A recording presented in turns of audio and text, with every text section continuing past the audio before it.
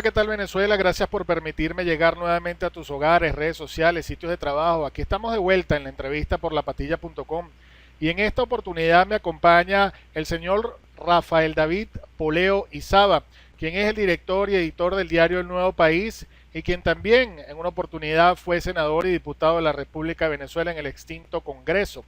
Señor Rafael, gracias por estar con nosotros en La Patilla. Y quisiéramos saber sus consideraciones, sobre todo el día de hoy. Fue reprogramada nuevamente las elecciones, la convocatoria a unas elecciones, ya no será el 22 de abril, ya van a ser en la segunda quincena de mayo, sin embargo el ente comicial no dio fecha exacta. Quisiera saber cuál es su análisis al respecto de esto. Mira, estas elecciones no son tan importantes como parecen. Las llamamos elecciones porque hay que llamarlas de alguna manera. Pues esto no es tan importante como parece. Lo que se está jugando en Venezuela es demasiado importante y no hablo de los valores democráticos que son importantes, pero que tienen que retroceder cuando hay intereses económicos como los que están en juego. Se trata de estabilizar jurídicamente a Venezuela con miras a firmar contratos muy importantes para la explotación petrolera.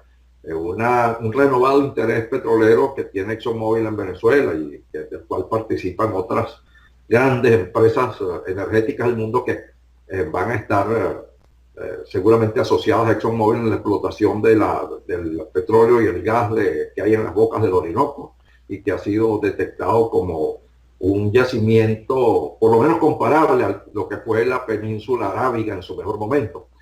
Eh, Eso es lo que está determinando, porque en la historia de la humanidad siempre fueron los intereses económicos los que movieron a la política. Es natural, eso es natural y eso es hasta conveniente si se analiza con profundidad. Lo que pasa es que, bueno, a veces para el consumo doméstico decimos que no, que la democracia y tal. Sí, la democracia es importante, sobre todo pero no para quienes determinan la historia, para las personas y los poderes, los factores de poder que mueven la historia. A ver si entiendo bien, señor Rafael. Usted dice o me está señalando que no es de gran importancia, pero estamos hablando de la presidencia de la República, estamos hablando de más de 18 años donde la economía del país va, como quien dice en criollo, palo abajo, donde no hay medicamentos, donde se requiere de verdad ayuda humanitaria. No es tan importante esta contienda electoral, aunado que ahora se le suma el Consejo Legislativo y se le suma las elecciones para los consejos municipales.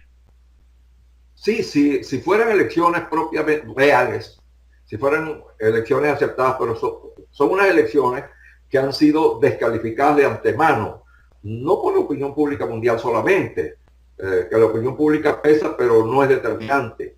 Lo que pesa son los factores reales de poder, los grandes poderes del planeta, las naciones que determinan el rumbo de la humanidad. Y ahorita mismo hay un pulso en Venezuela entre Estados Unidos y Rusia, dentro de lo que ya es una guerra fría que se está calentando rápidamente, ya está tibia, y son enfrentamientos justamente en las áreas petroleras, en el Medio Oriente y en Venezuela. Esas, ante esa realidad, el hecho de unas elecciones que, como te digo, están descalificadas de antemano, están desconocidas por las naciones que importan en el mundo, han desconocido de antemano ya este proceso, porque no son unas elecciones, son una mascarada en la cual concurren el representante de los intereses rusos, que es el señor Maduro, y unos cuantos monigotes sin ninguna relevancia, sin ninguna significación, empezando por el señor Falcón, que acaba de perder unas elecciones en su plaza fuerte, en el lugar donde él tiene votos, acaba de perder las elecciones, seguramente. Pero bueno, esta puede ser su última gran aventura profesional en la política y sacar de ella suficiente provecho como para retirarse. ¿Le recuerda por casualidad el caso ahorita de Henry Falcón con lo que en su momento fue Francisco Arias Cárdenas? ¿Perdón? ¿Le recuerda el caso de Henry Falcón a lo que fue en algún momento Francisco Arias Cárdenas? No, mira, lo de Arias Cárdenas tuvo más fuerza y no es necesariamente una analogía, pero sí, pues poco más o menos es lo mismo. Un comodín electoral. Yo no creo que Arias Cárdenas participara, pero no vamos a perder tiempo ahora en esas consideraciones, participara con una intención electoral. Yo creo que el ajuste de su caso, de su ajuste con el gobierno, vino después de las elecciones. Pero ese es otro caso. Cada caso es un caso. Pero desde el punto de vista ético pudiéramos decir que sí. Señor Rafael, ¿cuál es su análisis sobre el papel de la Mesa de la Unidad y de los partidos políticos? En un primer momento, los partidos políticos se adelantan de que no van a participar en la contienda y después la MUD viene como a reafirmar que no va a haber la participación. ¿Están unidos o están disgregados los partidos versus la MUD? Mira, los partidos tienen, como hay la certeza de que los factores reales de poder en el planeta van a desplazar al actual régimen, se ha adelantado la lucha por la candidatura de oposición y por la próxima presidencia de la República. Y eso es lo que produce esos desajustes dentro de la MUD. Eh, los, los que realmente tienen peso, que son Acción Democrática, Primero Justicia, Voluntad Popular y Un Nuevo Tiempo, que son los partidos que realmente existen, tienen cada uno sus intereses en la carrera presidencial de unas elecciones libres. Y desde luego empiezan a moverse hacia adelante o hacia atrás, a acelerar o a retrasar el paso según convenga a las posibilidades de su candidato. Eso es deplorable, deberían renunciar a eso, porque de todos modos se necesita un interregno de unidad que va a ser muy prolongado. Cualquiera que gane tendrá que gobernar con los otros porque ninguno tiene fuerza suficiente. Ninguno de esos cuatro factores tiene fuerza suficiente. ¿Dónde considera usted que están las fallas? La falla está en las ambiciones presidenciales prematuras. La falla está en un factor moral. Los políticos ahora no tienen palabra. Cuando Rómulo, Caldera, Jovito Villalba, Wolfgang Larrazábal hablaban, lo dicho quedaba firme. Ahora no. Ahora los políticos se reúnen esta noche, acuerdan algo y por la mañana se les olvidó. Por la mañana actúan como si jamás hubieran tenido la reunión de la noche anterior. De eso tengo constancia porque yo les llevo más o menos el curso de sus conversaciones y eso pasa con mucha frecuencia. Todo eso es producto de la inexperiencia. Date cuenta que es una nueva generación que nunca vivió condiciones normales.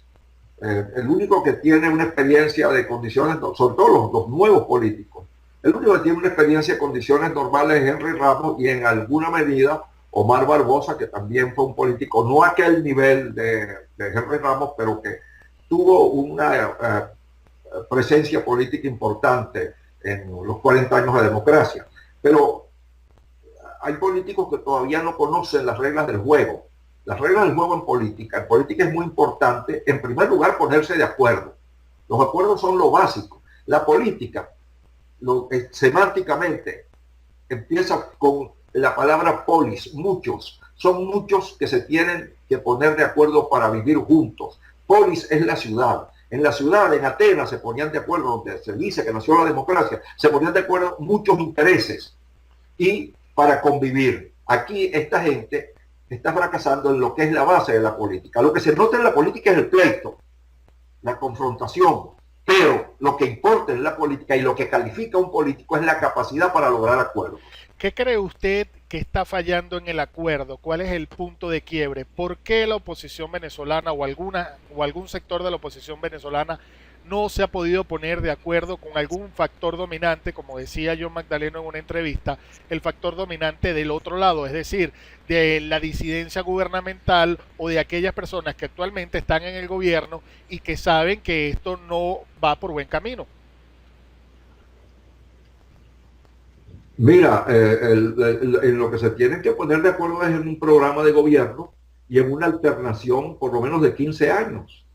Yo hablo de 15 años, porque la recuperación económica de Venezuela va a requerir un trabajo conjunto que todos rememos en la misma dirección durante mucho tiempo. Date cuenta que vamos a enfrentar inmediatamente después de las elecciones democráticas o en medio de ellas, vamos a enfrentar el nuevo despojo que va a sufrir Venezuela en el Esequibo. Eso está listo en el Tribunal de la Haya. Este año sale una sentencia fallando contra los intereses venezolanos en la reclamación que la democracia en 1966, el gobierno de Raúl Leoni, logró que fuera aceptado por los organismos internacionales que había un caso, que tenía lugar la reclamación venezolana sobre el anterior fallo del Esequibo que fue a principios del siglo XX. De manera que eso ahora van a fallar nuevamente de una manera que ya se va a volver irrevocable contra Venezuela. Y imagínate una Venezuela debilitada. Esa es una de las razones por las cuales las grandes potencias dejaron que Venezuela se debilitara, que se desangrara al punto para que esté inerme y poder imponer toda clase de condiciones. Yo lo escribí eso hace como 15 años. Esto no se resuelve, y lo he repetido varias veces, esto no se resuelve hasta que Venezuela esté suficientemente exhausta y le puedan poner condiciones para que nosotros, en la experiencia, lo más grande en sentido negativo, el mayor efecto absolutamente negativo que ha tenido el chavismo es que hemos perdido la soberanía, porque estamos hambreados, tenemos que aceptar las condiciones que nos pongan. Tenemos una economía quebrada y tenemos un país desunido. El mejor político en este momento es el que tenga más capacidad para unir. Pero ¿cómo juntar capacidad con aceptación? O sea, de repente hay mucha gente capacitada, no lo pongo en duda, pero ¿tienen realmente estos políticos aceptación? Mire, la aceptación y el rechazo se ha demostrado que son muy volátiles. No solamente es una característica intrínseca propia de la sociedad venezolana, sino de estas circunstancias de una gran emotividad. Y de golpe tienen un entusiasmo hoy con alguien que mañana será repudiado y pasado mañana volverá. Es casi casual. ¿Quién cree, Rafael Poleo, que puede ser el que pueda dirigir la de opinión? Nadie sigue el comportamiento a lo largo de los años, la eficacia en la función política y en la función administrativa. La gente no sigue eso. Señor Rafael, ¿quién considera usted? Declaración, algo tan fácil como una declaración, la gente seguía por eso. ¿Qué se hace? ¿Quién considera usted que puede dirigir los destinos de esta nación? ¿Iremos hacia una junta de gobierno? ¿Iremos hacia una transición? Según su experiencia, ¿qué es lo que puede pasar en Venezuela? Y también me gustaría saber cuál es su posición sobre el estamento militar actual. Mire, el estamento militar, si Maduro y especialmente Jorge Rodríguez, que es el que me parece que es el cerebro del régimen en este momento, así establecido por los factores externos que los apoyan a ellos, que los sostienen a ellos, no que los apoyan, que los sostienen. Si ellos no logran un acuerdo con la oposición para establecer un régimen verdaderamente democrático, donde uno de los partidos importantes sería el PSV o como quieran llamarlo, porque ellos como que le quieren cambiar el nombre al partido para quitarle la palabra socialista. Bueno, si ellos no llegan a un acuerdo sobre eso, va a haber una intervención militar, serán los militares quienes depongan quienes depongan al régimen. Y dicen, no, pero si Padrino está bueno, entonces depondrán a Padrino también. Así funciona, así ha funcionado siempre y así funciona eso. Porque los militares acompañan a la gente, acompañan a sus amigos hasta el borde de la tumba, pero no se entierran con ellos. Lo que pasa es que llevamos tantos años en esto y todavía no se ha asomado una bandera castrense que de repente pueda permitir ver la luz al final del túnel. Yo no soy partidario de una u otra solución. Yo soy partidario de la solución que en el momento funcione, cualquiera sea. No me niego ninguna, absolutamente ninguna. En Venezuela tiene que haber un cambio porque ya es un problema de hambre, que la gente se nos está muriendo y además se está levantando una generación famélica, una generación débil, subalimentada y por supuesto con menores recursos hasta intelectuales, porque ya está aceptado, ¿verdad? Y por eso la preocupación en que todo el mundo coma, está ya científicamente aceptado que las personas que no reciben alimentación suficiente en la infancia van a tener un nivel intelectual inferior a las de quienes sí se alimentaron bien. Y en un país donde aspiramos a la democracia social con una circulación de las élites, no podemos aceptar que los pobres no coman, porque entonces seguirán siendo eternamente los pobres. Necesitamos, para que haya una circulación de las élites, que todo el mundo tenga acceso a la comida y a la educación. Entonces eso está negado hoy en Venezuela. No podemos esperar mucho. Por esa razón es que no podemos esperar mucho. ¿Quién cree usted que pueda dirigir el destino de este país? ¿O qué equipo de trabajo? ¿Es una junta de gobierno? ¿Es una transición? ¿Es el que gane en la próxima contienda electoral?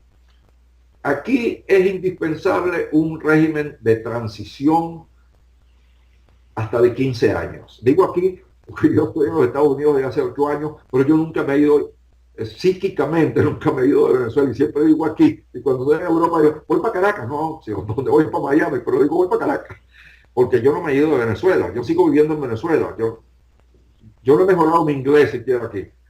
El, la, el régimen tiene que ser un régimen de coalición, sobre un programa de recuperación de la economía y de la dignidad nacional.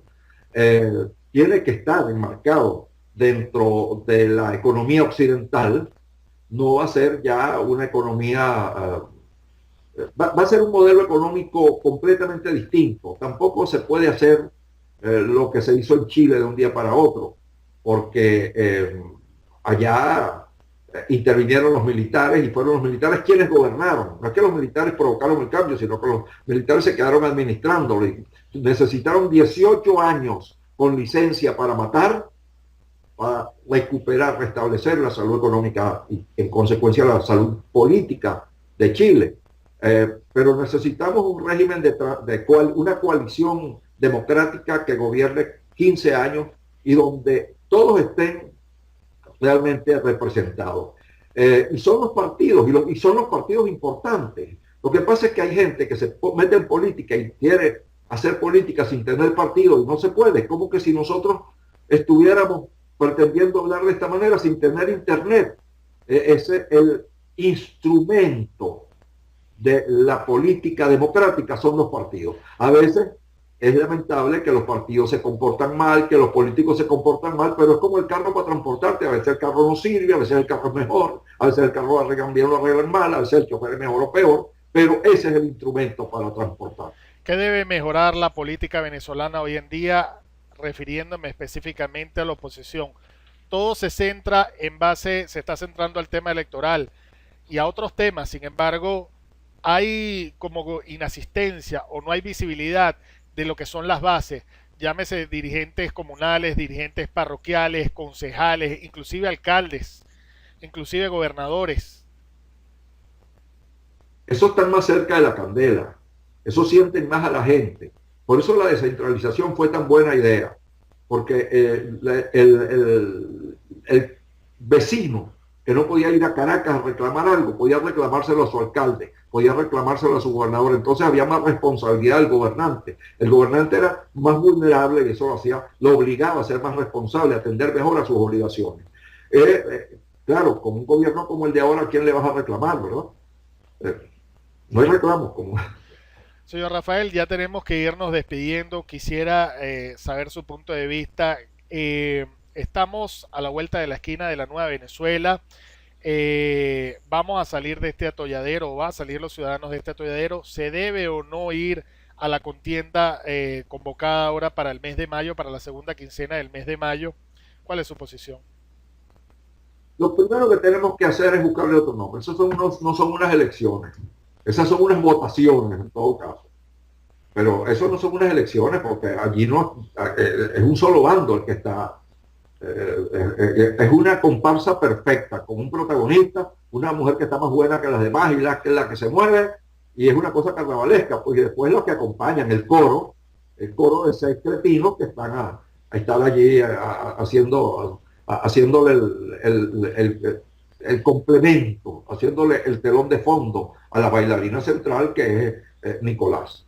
Eso es una payasada que más prolonga quizá la agonía del régimen. Es un recurso de quien ya no tiene recursos, pero a la hora de la verdad califica cualquier intervención porque demuestra de manera patente que lo que hay en Venezuela es un régimen abusivo, un régimen descabellado, un régimen infundamentado, un régimen sin apoyo, un régimen que no se atreve a medirse y que tiene y absolutamente inescrupuloso, que al punto de poder montar una farsa tan flagrante, tan evidente como la que están eso que debemos dejar de llamar elecciones. Llamémoslo votaciones y todavía busquemos una denominación más propia.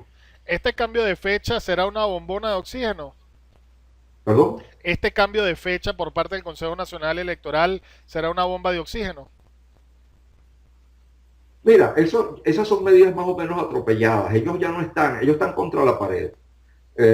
No, ellos ya no están tomando las decisiones con la serenidad de quien las tiene todas consigo, sino con la angustia de quien tiene el cuarto lleno de agua. No debemos atribuirle a esos detalles la importancia que se le está atribuyendo. Piensen en la discusión que va a decidir, que es la del Esequibo. Piensen en la necesidad de presionar a los partidos democráticos para que se pongan de acuerdo y en condenar a los dirigentes democráticos que estén pensando más en su posibilidad presidencial que en la felicidad de los venezolanos, en que los venezolanos coman. Hay prisa en eso.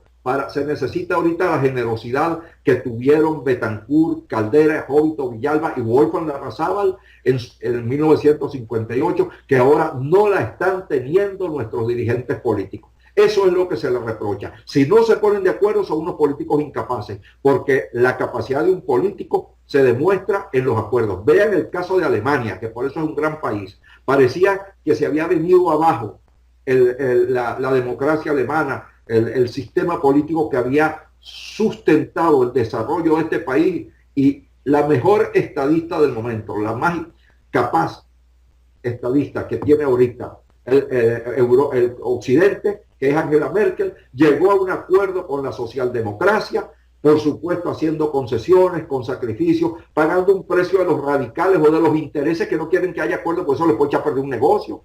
Pero es ponerse de acuerdo. El político que no se sabe poner de acuerdo no hay que seguirlo porque no sirve. Debe renovarse la MUD, debe desaparecer la MUD, debe crearse una nueva. Cumplió su función. Nadie puede seguir siendo igual toda la vida. Tú no eres lo que eras, no tienes el aspecto que tenías hace 10 años, por cierto, estás engordando mucho.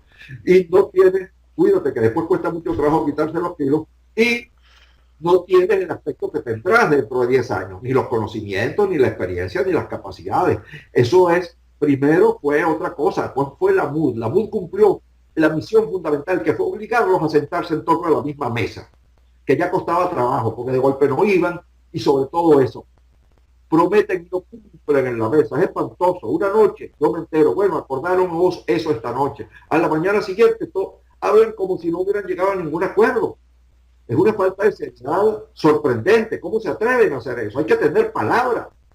No solamente como hombre, que es importante, hay que tener palabra como político, sino cómo se hacen acuerdos con alguien. Si tú y yo nos ponemos de acuerdo en que nos encontramos mañana a las 12 y mañana a las 12 yo no llego, tú no llegas, y el trabajo que se iba a hacer no se hace, el camarógrafo no va. Hay que cumplir la palabra. ¿Qué mensaje le daría a los jóvenes hoy en día? Palabra. Y eso es una falla ética fundamental. Ya para terminar, ¿qué mensaje le daría usted a los jóvenes hoy en día? ¿Perdón? ¿Qué mensaje le daría usted a los jóvenes en este momento?